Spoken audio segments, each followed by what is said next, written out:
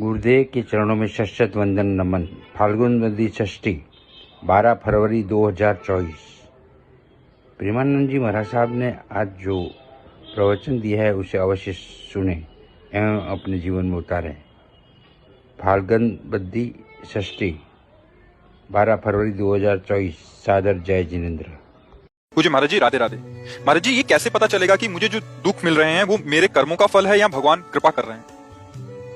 देखो, है तो कर्मों का ही फल। कोई भी हो, अवश्य में भोक्तव्यम कृतम कर्म शुभाशुभम। समझना, जो हमारे शरीर की रचना हुई वो दो कर्म से हुई, पाप और पुण्य। इसकी रचना, मनुष्य देह की रचना पाप और पुण्य से होती है। देव देह की रचना केवल पुण्य से होती है। यातना देह की रचना, जो नरक में होता है, शरीर मिलता है, वो केवल पाप से होती है।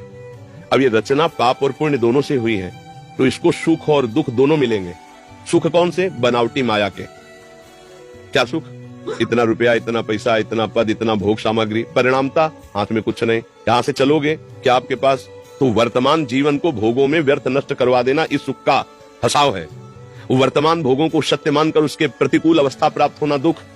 हम चाहते थे इतना लाभ मिले, इतना घाटा हो गया, दुख। हम चाहते थे जीत जाए, हार गए, तो दुख। तो जो दुख और सुख है वो यहाँ का मृत्यु लोक का माया रचित है, और वो पाप और पुण्य के प्रभाव से प्राप्त होता है, सत्य नहीं है। अब इनको भोगने के लिए ये रचना रची गई है।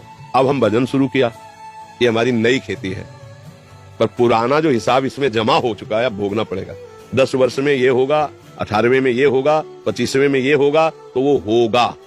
अब हम उसको कैसे सहन करें? तो उसको हम प्रसाद रूप में लाते हैं, भाव बदलते हैं कि अब हम तो भगवान की शरण में हैं। अब हमारे कर्मों का फल हमको नहीं,